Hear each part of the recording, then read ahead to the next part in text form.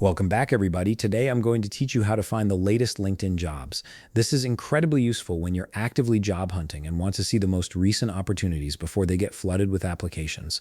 Let's jump right into it. First things first, you'll need to head over to linkedin.com and log into your account. Make sure you're using the correct credentials to access your profile.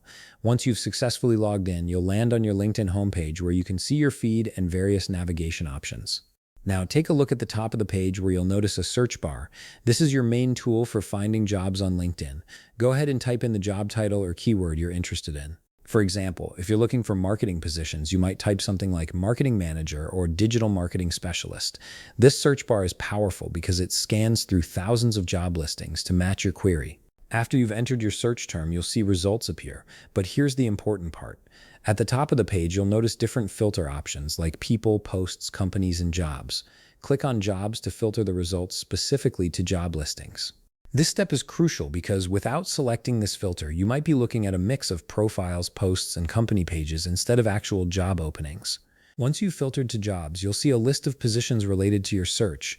Now here's where you fine-tune your search to find the absolute latest opportunities. Look for the Date Posted filter, which is typically found on the left side of the page, along with other filtering options like location, experience level, and company.